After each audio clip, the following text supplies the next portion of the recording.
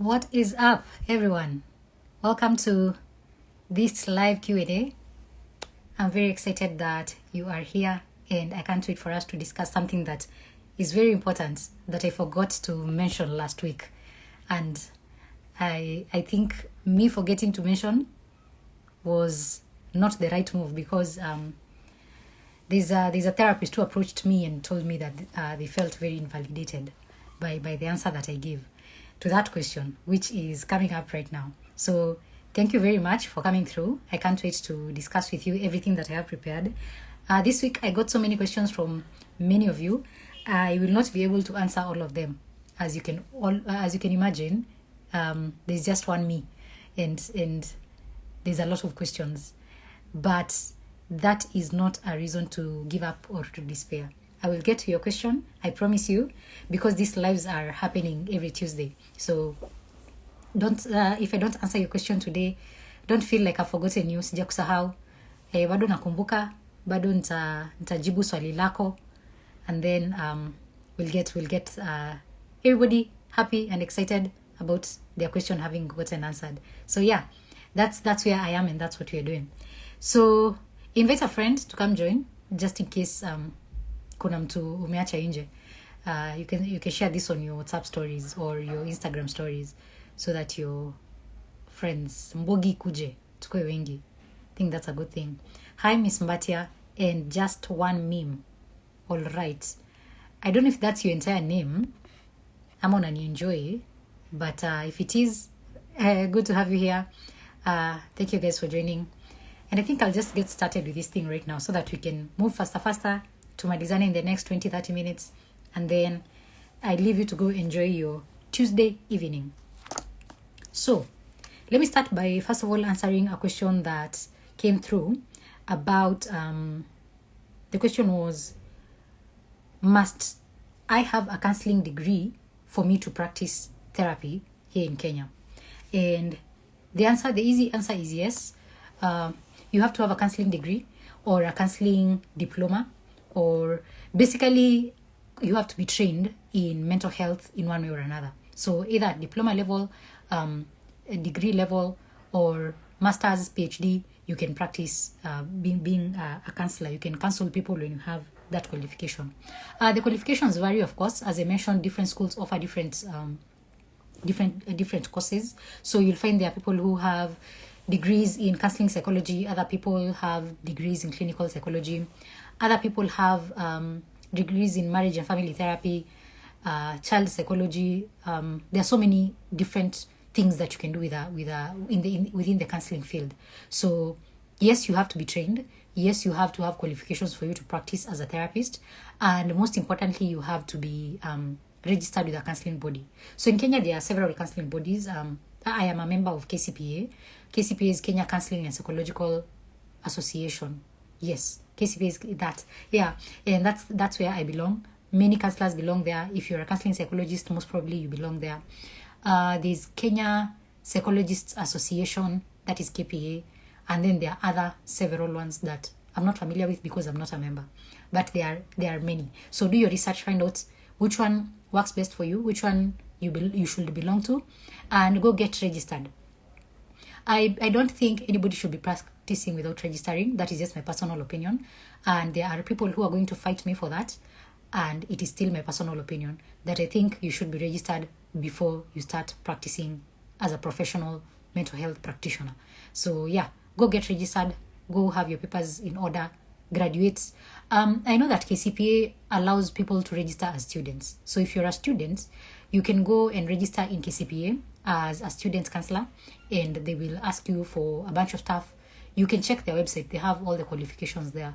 So you can check their website and you'll see what they need from you. And yeah, you can apply and get registered and get started in the counseling field. I think that is important. The question that came up immediately after that one was, where do I get a degree that is recognized worldwide? So first of all, let me answer this question by saying that there is no one degree that is globally recognized and accepted within the mental health profession. Think about it this way. Even like in the US, with all their many states, how many states in the US? Are they 52? Ni sijui ni ngapi. So those guys in their numerous states, qualifications don't look the same across those states. Every state has different requirements for you to be considered a mental health professional. So you'll find that if you're in New York, they have different requirements. And just because you're licensed in New York does not mean that you can practice in another state. So that's the same case when it comes to the qualifications of being a mental health professional. Just because you are qualified here in Kenya does not mean when you go to TZ, they are going to say, now come and practice, you're qualified as well. They might accept your degree and maybe ask you to do some other things on top of that so that you can be recognized as a mental health professional in their country. So different countries have their own requirements. Go follow up and see what is required for you to practice in the country that you're going to. Don't expect that your degree will be acceptable in every single country. Again, remember, this varies because of the practicum hours that you put in. Some countries have different requirements for practicum hours. Some countries have different requirements for the courses, the units that will be taught within the course. That's why it varies. And yeah, at the end of the day, licensing looks different in different regions. So make sure that you know what you have. Make sure that you know what is required for you to practice in whichever country you're going to. So there's no one degree that is recognized. But a good thing is, if you can have your master's degree, you are at a better position compared to somebody who does not have a master's degree. Because in the developed countries, most of the time they require you to have a master's degree for you to practice. So when you have an undergraduate, you're not considered a psychologist or a counselor. But when you get your master's, they start now seeing you as a counselor. You are considered a mental health professional. So I would highly recommend that maybe if you are keen on growing in the field of psychology, at least get a master's degree so that you have something to begin with when you go to look for these jobs and you go to put yourself out there applying to jobs outside of the country. In Kenya, you might get away with practicing with your bachelor's, but in other countries, that is not the norm. So think about getting your master's, getting a few years of experience in your work, and you might find that many of the requirements will be waived for you if you have some of those things in place, like your master's and a few years of experience. I think that is the best way I can answer that question. So somebody else was asking something about there are people other than counselors who are providing mental health services and they have no training. What are the effects? I found this question quite interesting because when you go to churches, there are people who call themselves church counselors or religious counselors or pastoral counselors. And you go to other places, there's different people considering themselves counselors. But in my experience, for you to call yourself a mental health professional, you have to be trained in the mental health field in whatever level, but you have to be trained in the field and approved to work in that field. So you can imagine there are people maybe out there who treat people who give people medicine for one thing or another, but you don't call them doctors because they're not trained in medicine and they are not approved or licensed to practice as medical doctors. So that's the same case with counseling. Just because somebody calls themselves a counselor does not mean they are a counselor. And I'm not saying that they are bad people. I'm just saying that we should call a spade and be real. So if you have not been to school studying counseling, you're not a counselor. But there's something that is also quite important that we need to address, the fact that there's something like peer counseling, and there's the help we offer each other, even as friends, and even the services that you get in church, those counseling services in quotes that you get in church, they can be very therapeutic. And there's this thing that is often said in the mental health field: you don't have to be a therapist for you to be therapeutic. So you can be therapeutic to people by listening to them, learning basic counseling skills like learning to listen to people, learning to give feedback, validating emotions and experiences.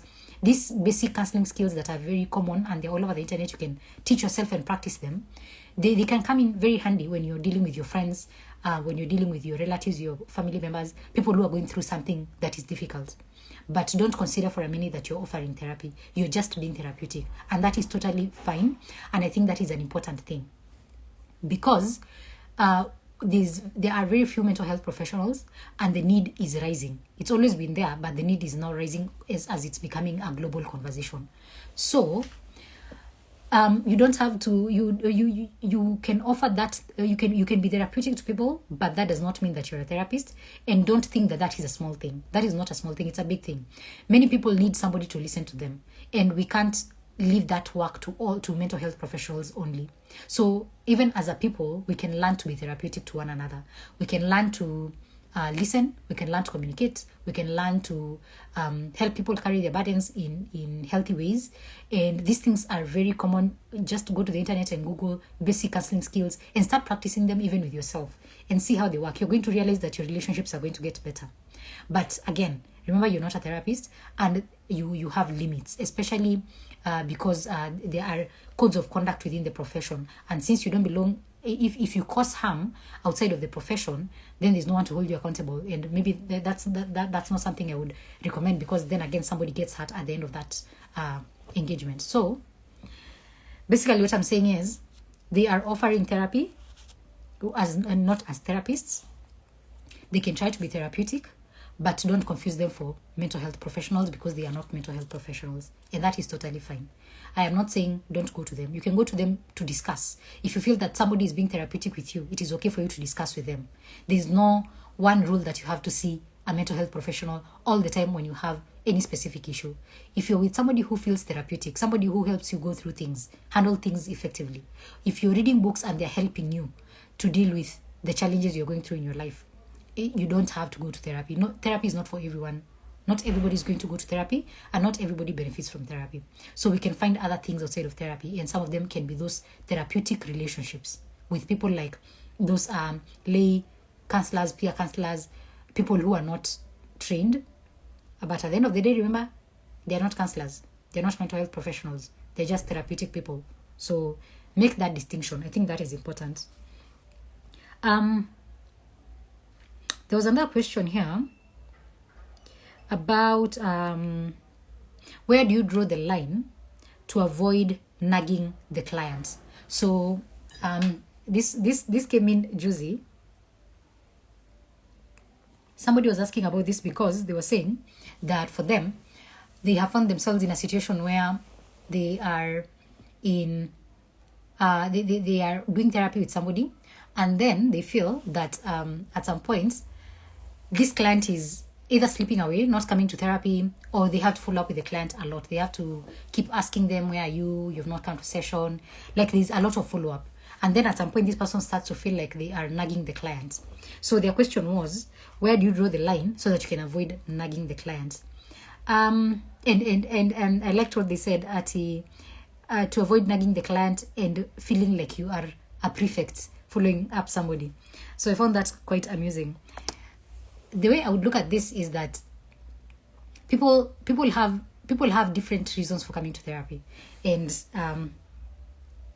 whatever their reason is, you can't really hold it and be like, because you came to therapy this one time, you have to come for the next 5-6 sessions, and you have to come through because you said you wanted therapy, and you just, like, you're trying to, it's like you're unawasisitizia that they have to come to therapy because they have to continue. That does not work with therapy. Actually, in my experience, the people who benefit from therapy the most are people who want to be in therapy. People who you don't have to keep following up. Those are the people who benefit the most from therapy, because they have their own internal driver.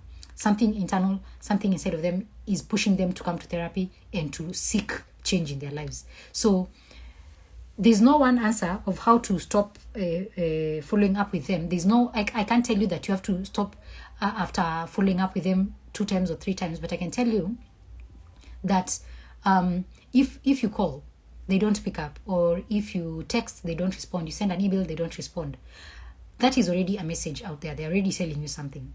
And beyond that, from the very beginning of your therapy sessions with your clients, I will highly encourage you to set the what are they called? To set standards of operation with your clients. You guys need to discuss what will communication be like when both of you are involved. So, for example, is your client supposed to call you when they have an emergency? That is a question you need to ask yourself. If the client is supposed to call you if you are the emergency contact for your client and they call you, then you can't get angry with them. if you and your client have discussed and you've agreed that your client is not you're not your client's the emergency contact, then you need to set protocol of who they should call when they have a problem. And so that goes also with hand in hand with the issue of how long you're supposed to follow up. If the client wants to cancel a session, what is the procedure that they should follow? If the client wants to reschedule, what is the procedure that they should follow? All these things should be communicated in the very beginning so that you don't feel like you're being ghosted by your client, and also you don't ghost your client. Because there are some people, if you don't respond in 24 hours, they assume you've ghosted them. If you don't respond in 2 days, you've ghosted them. Like, this ghosting thing does not have one standard definition. So different people define ghosting differently. So your client can ghost you, and that has to be defined early on. At what point do you determine that the client is no longer coming through? How many times should you follow them up? Is it after you've called them 5 times? Is it after you've called them 2 times? Those are things that you should discuss with your client so that your client knows how to react, how to respond to your messages, how to respond to your calls, so that they know when they can call you, when they can't call you, and make communication seamless. That helps. So there's no one answer for after you've communicated with them 3 times, then now you can stop communicating with them. But I can tell you that you can tell when somebody does not want to speak to you.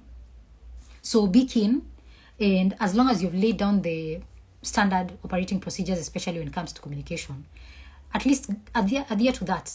Let the client know that you will send an email, or you will call them, or you will send them a text to confirm their sessions, and if they don't come back, you'll follow up once or twice, and then after that they are allowed to come back whenever they are ready. So make sure you just have that defined clearly, and I think it will make your work easy as a mental health professional. So I hope that answers the question, and yeah, I want to address this question. If the one that I was mentioning in the beginning, that I mentioned, a therapist came to me and was like, I didn't validate them enough, especially with the answer that I gave. And it was the question about, do mental health professionals get tired of hearing people's problems? I know the answer I gave was about that they don't, and when they do, most of the time it's because they are going through their own personal issue, and you can go and listen to that first episode and hear the answer in its entirety. But there's one part of the story that I left out, and that is what I want to address. So there's something called vicarious trauma. So vicarious trauma is let me actually just read it directly the way it's defined. Vicarious trauma, it represents a shift in the clinician's attitude and worldview after prolonged exposure to a patient's suffering. So let me explain what that means. As a mental health professional, you're always working with people who are going through very, very heavy, difficult things in their lives. So there are people who have gone through sexual abuse. There are people who have been gone through molestation in childhood. There are people who are physically abused by their parents, severe beatings. There are people who are burnt. There are people who went through things you can't even begin to imagine. And those people usually come to therapy and come to talk to the therapist. So the therapist will sit there and listen, because that is the work. You sit and listen to people's issues, and after a while, you might not feel like you're getting affected in the beginning, but after a while, it's going to start affecting you. So you can hear this definition clearly saying it represents a shift in a clinician's attitude and worldview.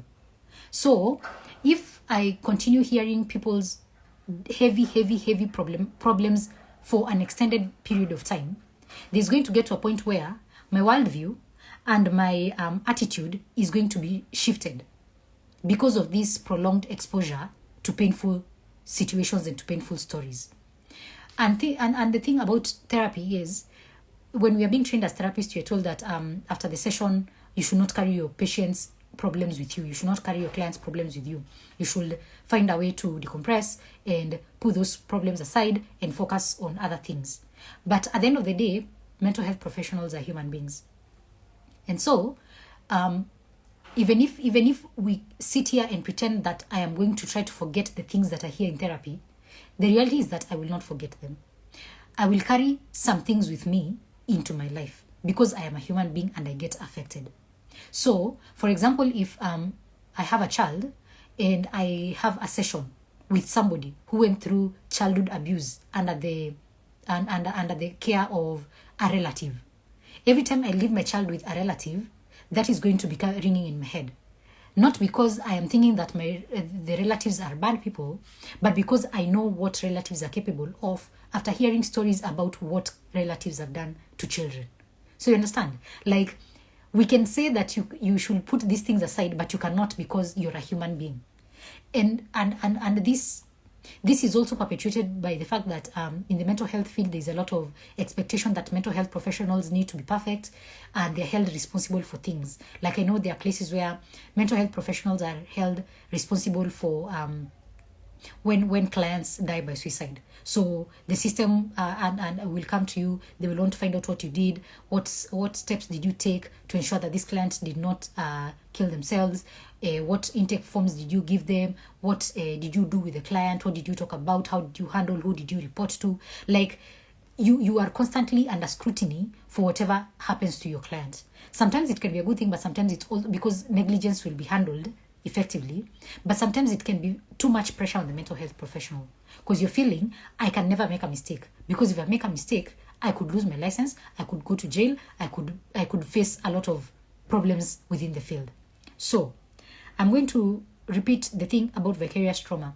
Yes, mental health professionals are trained to deal with people's problems, but mental health professionals are human beings, and exposure to prolonged trauma stories and prolonged painful stories from clients eventually wears out a mental health professional.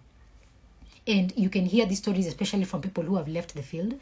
There are people who are mental health professionals and they eventually just altogether stop being counselors. They abandon the career and go do other things, because it can be very, very, very, very exhausting.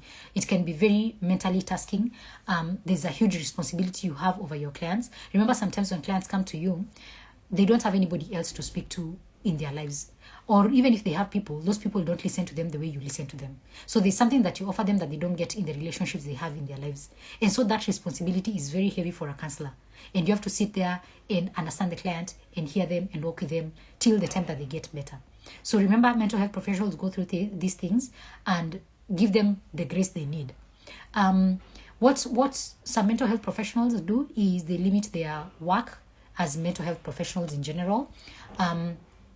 For example, personally, I have a very strict limit on the number of clients that I can see in a week. And that number is guided by the fact that I have gone beyond it in some situations and regretted, because I get overwhelmed as a human being. I get very overwhelmed.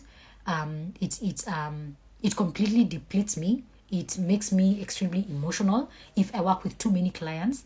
And so through trial and error, I've been able to understand how many clients I can work with in a week, to make sure that I don't burn out, to make sure that I don't carry those problems with me. And every mental health professional needs to know their limits, so that you can stop the problems before they arise in you. So I think that is a very important aspect. Vicarious trauma is not a joke. Vicarious trauma happens to the best of us. As a mental health professional, remember to step back and take care of yourself, because you cannot take care of other people when you've not taken care of yourself. You need to be well for you to cater for everybody else. And you'll find that mental health professional goes through things I mentioned last time, substance abuse, because of the things they hear and the things that they go through in the sessions. Mental health professionals suffer everything that you can imagine: divorce, problematic children. They have children who are struggling with things. Mental health professionals go through relationship problems. Mental health professionals struggle with imposter syndrome and fear, financial problems. We go into debt. We suffer everything that you can imagine, and that is on top of taking care of you as a client. So vicarious trauma is real, and if you're a mental health professional listening, please do not take it as a joke. Remember, as we said, it shifts your worldview and your attitude, and that is a big deal. That is not a small deal. That's a very big deal. Having your work shift the person that you become, because then it changes the way you see the world.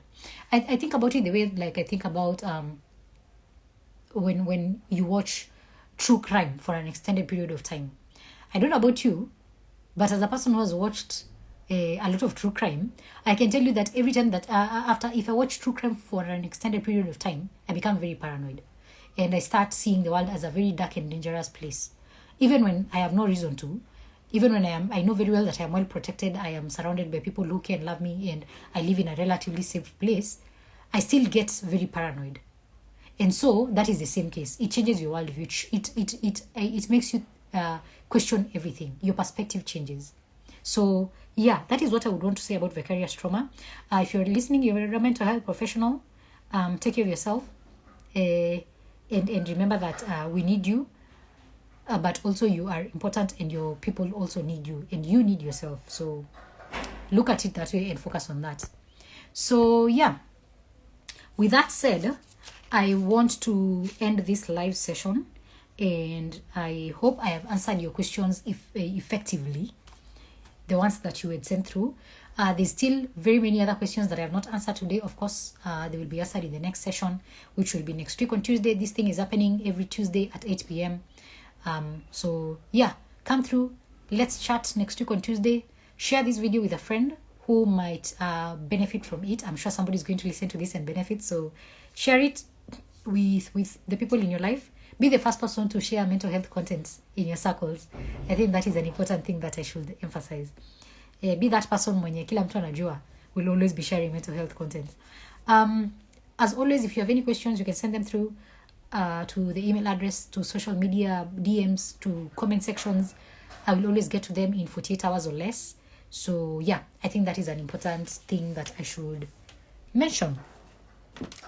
If you're benefiting from the content that we're putting out from Safe Space Arena, I would highly recommend that you give us a good review on our websites, and come through and give us a good review over there.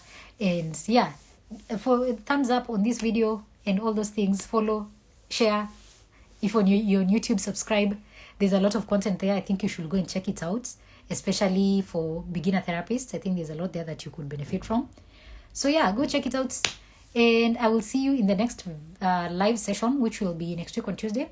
Thank you for coming through, and have a great evening, and bye-bye.